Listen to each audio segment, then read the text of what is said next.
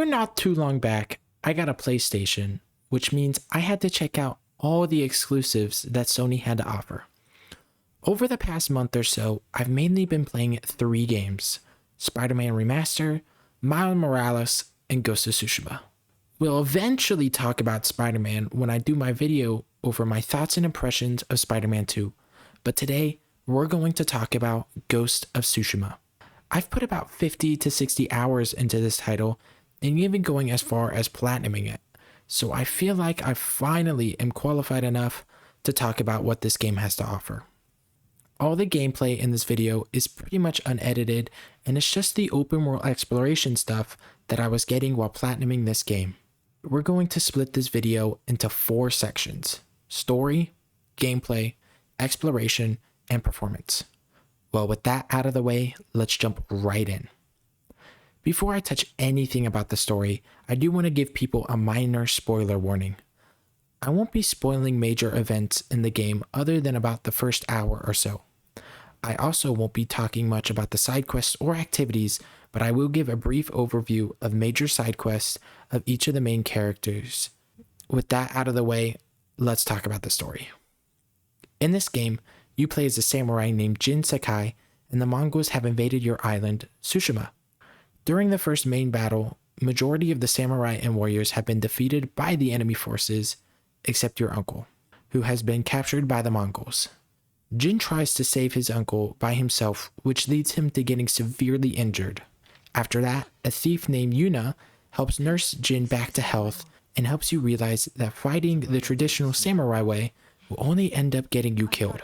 So, what does she do? She teaches you how to become more of an assassin than a samurai. Throughout the game, you'll meet a whole array of side characters like Yuna, your best friend, who is head of a clan called Ronin, and a merchant named Kenji, who also has good intentions but is always getting himself in trouble. You will meet a lot more characters than just that, many of which having their own main side missions.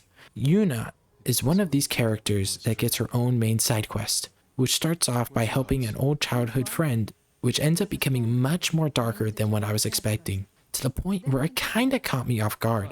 This is a story-based game, so while playing it, I knew I would kind of be basing my opinion off of this and comparing it to games like God of War or The Last of Us.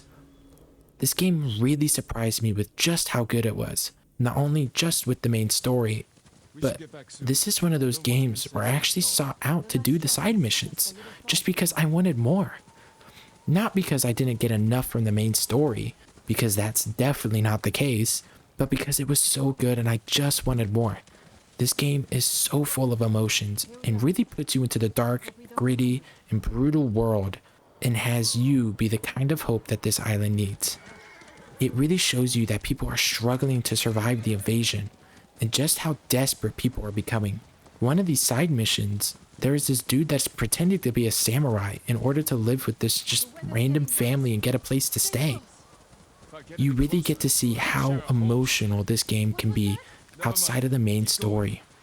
You get to see Jin not only struggle with the burden of trying to save Tsushima, but the guilt of giving up his samurai beliefs in order to deal with the Mongols. You can really tell that this is just eating away at him, not because of personal beliefs, but of the fear of how his uncle will react.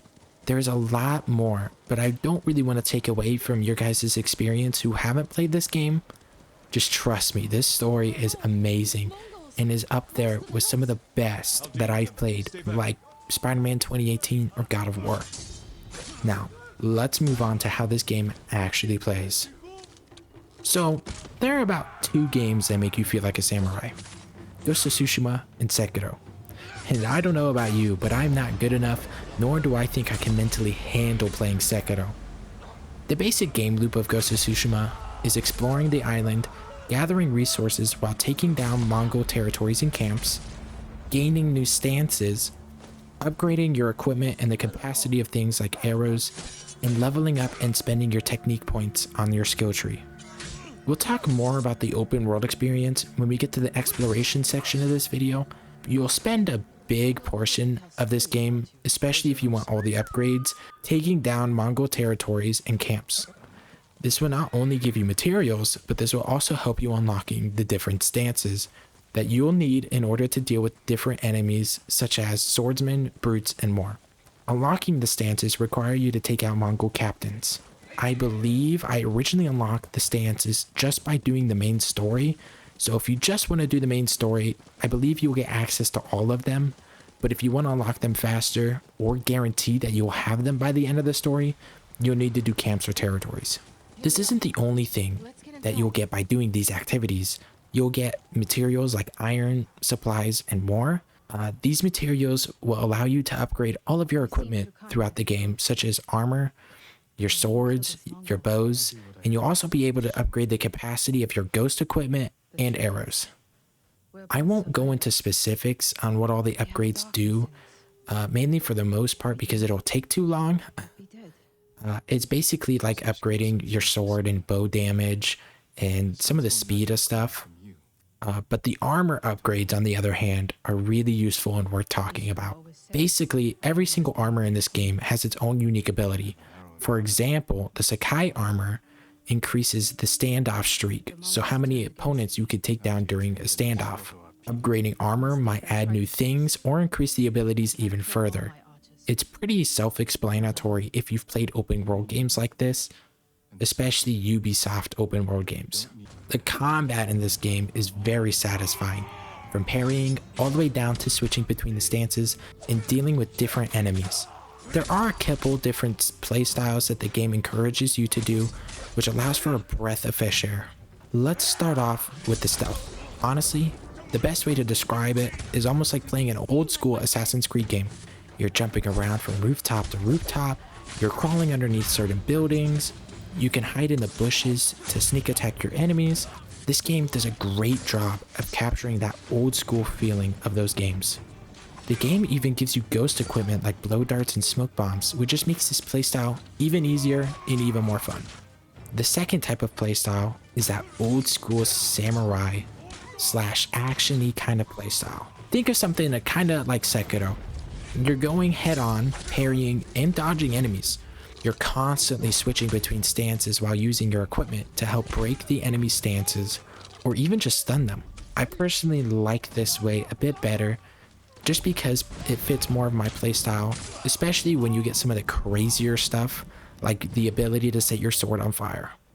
Now, let's get to the fun topic, exploration.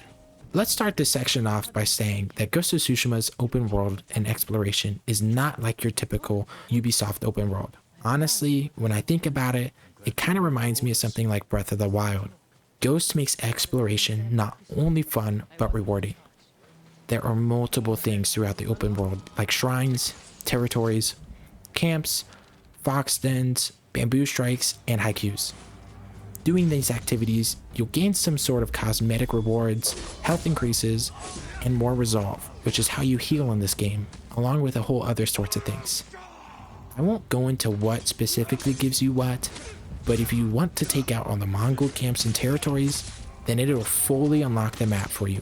When you go to the shrines in specific points on the map, it'll unlock fast travel for you. While exploring, you'll find materials such as yenwood and bamboo, which are used to help upgrade equipment. You'll also find flowers that can be used to buy cosmetic dyes for your equipment, and you'll get a horse pretty early on, which makes exploration a hell of a lot easier. To me, especially near the end of my platinum grind, the open world kind of started to feel tedious because some of the trophies required collectibles and visiting every single small location on the map. I know many games these days do that, and some people like that type of thing. For me personally, I don't exactly like those tedious open world games. If you're like me, you're not really going to like that thing. To me, I think this is probably the best open world game besides Elden Ring. Now, let's talk about performance. There isn't really a whole lot to say here about performance-wise. The game has been out since 2020, and during the entire 50 or so hours I played this, I only experienced one minor bug, and that was pretty much it. The director's cut added a bunch of quality of life improvements, like adding in more frame rate options, a target lock-on system, and even adding a feature to play the game in completely black and white. The fast travel system in this game is also pretty fast.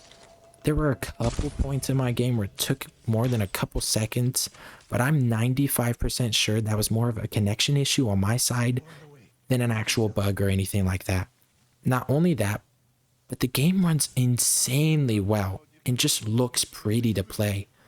Even on the PS4, this is one of the best games I think I've visually ever seen. And the PS5 only amplifies this even more. I think if this game were to come out today with the amount of polish it has, it would easily be a Game of the Year contender today.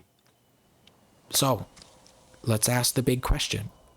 What makes Ghost of Tsushima a masterpiece? I spent a long time thinking about how I wanted to end this video, and I don't think the way I even wrote it gives it justice. I think that this is very easy to sell to people, especially those who have played some of the other Sony story exclusives. To those type of people, this is a very easy recommendation. But let's say you don't have a PlayStation or you don't even have a PC. Why should you play Ghost of Tsushima? Well, the answer is simple. This game is just incredible. And personally, one of my favorite games of all time. Even on Metacritic, it sits at an 83 from critics and a 91 from users, which is pretty good and stands up even to today. If I were to give my overall rating of this game, it would be a 9.4 out of 10. There are some minor critiques I have with this game, including the open world stuff, especially towards the tail end. It kind of feels tedious, especially if you've done everything in the entire game at that point. But other than that, I really don't have anything bad to say about this game. This has been my review of Ghost of Tsushima, and if you've enjoyed, please make sure to leave a comment and like. I'd greatly appreciate it if you'd also consider hitting that subscribe button, and I will see you all on the next one.